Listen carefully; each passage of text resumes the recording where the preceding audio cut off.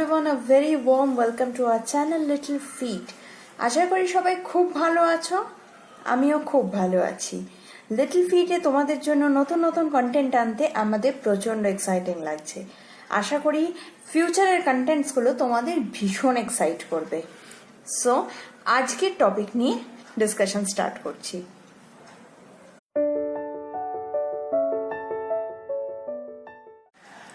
So subject line থেকে আমরা জেনেই গেছি postpartum depression is our today's topic. So postpartum ডিপ্রেশনটা কি? মানে আমরা তো এখন প্রায়ই শুনে থাকি পোস্টপার্টাম ডিপ্রেশন আছে, আমি প্রচন্ড ডিপ্রেসড হয়ে পড়ছি। পোস্টপার্টাম ডিপ্রেশন একটা মেডিকেল টার্ম।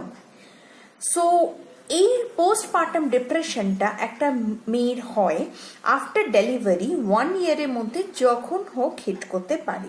নট নেসেসারিলি সবার হিট করবে, বাট স্টাডিতে বলে almost 40% of the women go through postpartum depression. আর তার মধ্যে কিছু যথেষ্ট সিরিয়াসও হয়ে যায়।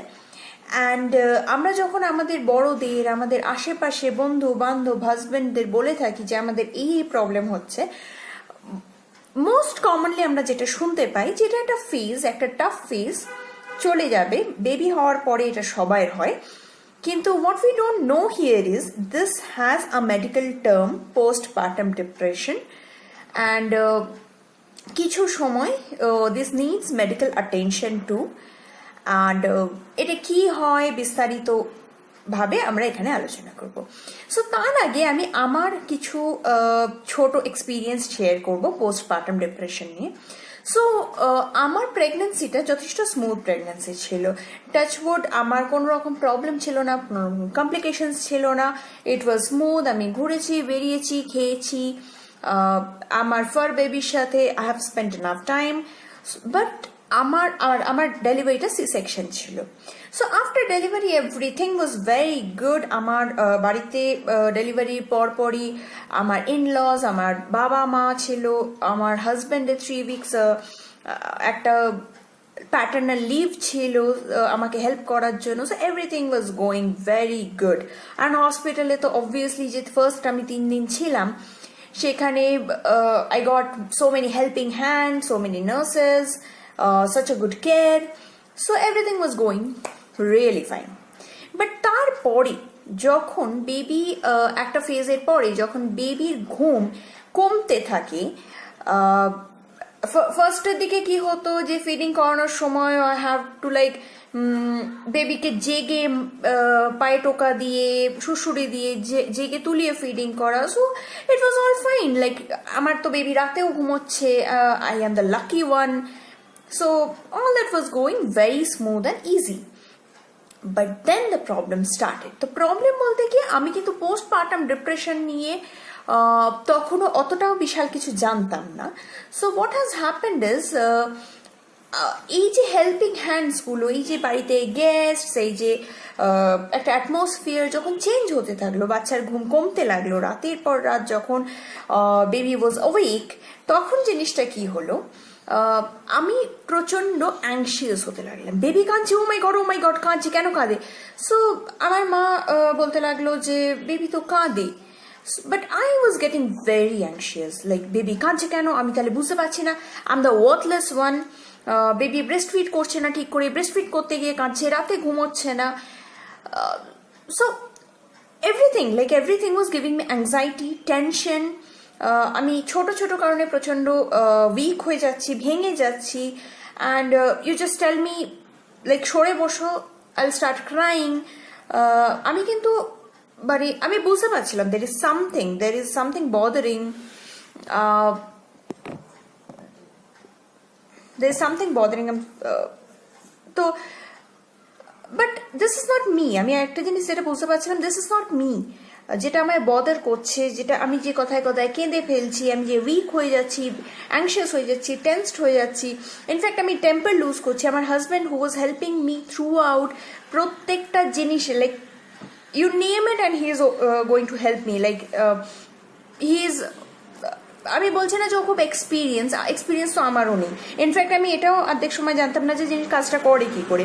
বাট ও যখন কাজটা করছে, I was finding faults. Like আমি কিন্তু নিজেও জানি না কাজটা কিভাবে করে, but I was finding faults. So all this was giving me very hard time, খুব টাফ একটা টাইম, খুব লোনলিনেস সব কিছু থেকে। when I should be the happiest person, I was very lonely. Like আমার কাছে সব আছে, a very caring loving husband, a beautiful daughter, but end of the day আমি খুব লোনলি ছিলাম।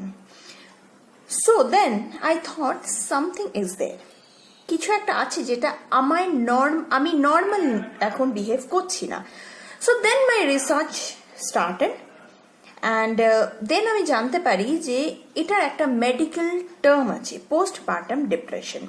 সো বেসিক্যালি যখন আমাদের প্রেগনেন্সিতে যখন হরমোন লেভেলটা পিকে থাকে, হ্যাপি হরমোন লেভেলটা আমাদের খুব পিকে থাকে, তারপরে যে সাডেন ড্রপটা হয় ডেলিভারি পরে, বেসিক্যালি বেবিকে আমাদের ভেতর থেকে যে বেবি বেরিয়ে গেল, তখন there is a sudden drop and which is very rapid. So তখন কি হয়, আমাদের বডি এইভাবে রিয়্যাক্ট করতে থাকে, বডিতে নানান রকম আনওয়ান্টেড ইমোশনস ক্রিয়েট হয়। সো প্রেগনেন্সি ডেলিভারি আবার like again is a very stressful journey. আর ডেলিভারি এমন একটাই সার্জারি, নর্মাল হলেও like it's an event, basically normal হোক কি সেকশন, সেখান থেকে রিকভারি করার টাইমটা কিন্তু অলমোস্ট পাওয়া যায় না বললেই হয়। Because as a new baby who is all dependent on you, baby কিচ্ছু জানে না, কিচ্ছু চেনে না, তোমার ওপর ডিপেন্ডেন্ট, মায়ের ওপর ডিপেন্ডেন্ট, ব্রেস্ট ফিডিং জার্নি চলছে, বেবি কাঁদছে, কলিক প্রবলেম হয়, and every day is a challenge. So তখন কি হয়, আমাদের বডি মানে এই সব কিছু নিয়ে কোপ আপ করতে উইক হয়ে পড়ে, অ্যান্ড আমাদের স্যাড হরমোনস বা আমাদের নেগেটিভিটি মানে আমাদের মধ্যে অনেক বেড়ে যায়। So that basically leads to postpartum depression, and not necessarily যে এটা ডেলিভারি এক্স্যাক্টলি পরেই হবে, এটা কিন্তু ডেলিভারির থেকে বেবির 1 year অব্দি যখন হোক আসতে পারে, and if you are lucky enough এটা নাও আসতে পারে। এরা কিন্তু মানে খুব নেসেসারি জিনিস নয় যে হ্যাঁ আসবেই, প্রত্যেকের আসতে পারে। 40% women go through postpartum depression. So basically postpartum depression কে কিভাবে ট্যাকল করব, কিভাবে হ্যান্ডেল করব, অ্যান্ড যদি হ্যান্ডেল না করা যায় ঠিক করে, যদি চ্যানেলাইজ না করা যায় এটা ঠিক করে, তাহলে কি হতে পারে। So let's talk about that. So postpartum depression যখন আমরা ডেলিভারির পরে বুঝছি যে আমরা প্রচন্ড অ্যাংশিয়াস হয়ে যাচ্ছি, টেন্সড হয়ে যাচ্ছি, কথায় কথায় রেগে যাচ্ছি, কেঁদে ফেলছি, ইনফ্যাক্ট এটা মনে হচ্ছে অনেক সময় যে আমরা আছি কেন, আমাদের জন্য কেউ নেই, আমরা কারোর জন্য নয়, এই সব নেগেটিভিটিগুলো যখন আসে, so first thing is you have to accept that something is wrong with you, মানে সামথিং ইজ নট রাইট, এটা তুমি নও, এটা একটা ফেজ, ডেফিনেটলি একটা phase, but that needs attention. So কারোর সাথে কথা বলো যাকে সব থেকে বেশি ট্রাস্ট করো, যে তোমায় বোঝে, এমন কারোর সাথে কথা বলো যে you are going through this, এটা একটা প্রবলেমের মধ্যে দিয়ে তুমি যাচ্ছ, অ্যান্ড এটাও বোঝানোর চেষ্টা করো যে it's not normal, it's not you, so you need attention, you need care. If your husband is there to support you, যদি হাজব্যান্ডের ওয়ার্কের পরে লাইক অফিসের পরে if he is okay to support you, then এইভাবে একটা এক্সপেকটেশন সেট করো যে এই কাজগুলো যদি তুমি করো হেল্প হয়। সো যখনই প্রেশার বা লোডটা কমবে, you will get a me time for yourself, then এই ডিপ্রেশনটা আস্তে আস্তে কমে আসে, ফার্স্ট থিং। সেকেন্ড থিং, যদি তোমার মনে হয় না ব্যাপারটা ভীষণ এক্সট্রিমে যাচ্ছে, কারোর সাথে কথা বলেও হচ্ছে না, যদি সব রকম হেল্প পাওয়ার পরেও তোমার মনে হচ্ছে না, নেগেটিভ লাগছে, প্রচন্ড পরিমাণে নেগেটিভ লাগছে, অনেক রকম নেগেটিভ চিন্তা আসছে মাথায়, then please do not delay it, take medical attention দরকার তোমার ডাক্তার, তোমার gyno, psychologist, anyone can help you in this, তাদের সাথে কথা বলো। অ্যান্ড এটার একটা অ্যাডভার্স এফেক্ট হলো, এটা যদি ঠিক টাইমে অ্যাটেনশন না দেওয়া হয়, ট্রিট না করা হয়, not always with medicines, but কারোর সাথে কথা বলে ট্রিট করা যায়, তুমি নিজেকে টাইম দিয়ে, একটা মি টাইম দিয়ে, হ্যাপি টাইম দিয়ে, এমন কিছু করে, আমি জানি একটা বেবি জার্নি, একটা নিউ বর্নের জার্নি ইজ ভেরি হেক্টিক, কখনো তো ভুলেই যাই চুল আজরালাম কিনা, খেলাম কিনা ঠিক টাইমে, but still even after that যদি তুমি নিজেকে একটু মি টাইম দেওয়ার কোনো সুযোগ পাও, এমন কিছু করো যেটা তোমায় হ্যাপি করে, then I am sure you'll feel better. আর এই সব কিছুর পরেও কেউ তোমায় হেল্প করছে, তুমি নিজেকে হেল্প করার একটা পজিটিভিটি দেওয়ার চেষ্টা করছো, গান শুনে হোক, বুকস হোক, কুকিং হোক, it can be anything, but তারপরেও যদি তোমার মনে হয় প্রচন্ড নেগেটিভ ফিলিং আসছে, দেন মেডিকেল অ্যাটেনশন ডেফিনেটলি দরকার। সো বিকজ এইটা যদি বাড়তে থাকে, এটা তাদেরও হয় যাদের বেসিক্যালি ডিপ্রেশনের পাস্ট হিস্ট্রি আছে। সো এটা যদি বাড়তে থাকে তখন কি হয় যে অনেকে সুইসাইডাল হয়ে পড়ে, অনেকে আমরা নিজের লাভড ওয়ান্সদের হার্ম করতে লাগি, আমরা এমনই প্রচন্ড পরিমাণে নেগেটিভিটি আনি যেটা আমাদের সারাউন্ডিংয়ে যারা আছে তাদেরকেও হ্যাপি থাকতে দেয় না। So talk to yourself first, admit that yes, you need attention, you are in a problem, this is not normal, this is not you, and postpartum depression থেকে কিন্তু বেরোনো যায়। এটা খুবই ছোট একটা ফেজ যদি আইডেন্টিফাই করা যায়, আর যদি ইগনোর হয় বা ডিলে হয়, দেন এটা প্রলং ডিপ্রেশনেও টার্ন নিতে পারে। সো আগেন, পোস্টপার্টাম ডিপ্রেশন কিন্তু কোনো মানসিক সমস্যা নয়, মানে আমি এটা নই, আমি কাঁদছি, আমি টেনশনে পড়ে যাচ্ছি প্রচন্ড, আমি নেগেটিভ হয়ে যাচ্ছি।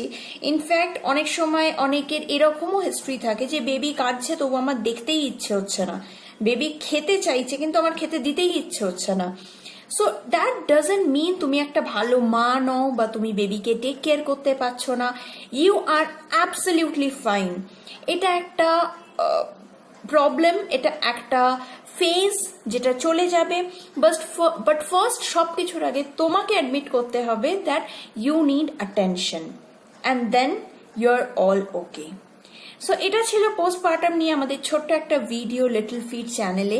সব মায়েদের, আশা করি নিউ মমসদের বা তোমাদের আশেপাশে যদি কেউ এই ধরনের কোনো প্রবলেম তোমাদের সাথে শেয়ার করে, নেগেটিভ লাগছে, খুব একা লাগছে, please recommend this video to them. তাদেরকে তোমরা অ্যাডভাইস দাও কিভাবে তারা হ্যাপি থাকতে পারে, বিকজ একটা ছোট্ট জানকে বড় করার দায়িত্ব বেশিরভাগটা মায়ের ওপরে পড়লেও মাকে কিন্তু আগে হ্যাপি থাকতে হবেই। মানে মা যদি হ্যাপি না থাকে, if you are not happy, how can you keep someone else happy, right? So postpartum নিয়ে অনেক কথা বললাম, নিজের ছোট্ট এক্সপিরিয়েন্স শেয়ার করলাম। তোমরাও নিজেদের এক্সপিরিয়েন্স শেয়ার করো কমেন্ট সেকশনে, and please do not forget to hit that bell icon when you subscribe this video. Stay tuned, আরো অনেক এক্সাইটিং ভিডিওস আসতে চলেছে। Thank you so much for watching, guys. Love you, love to all the new mommies there. Thank you so much. You are doing wonderful. Thank you.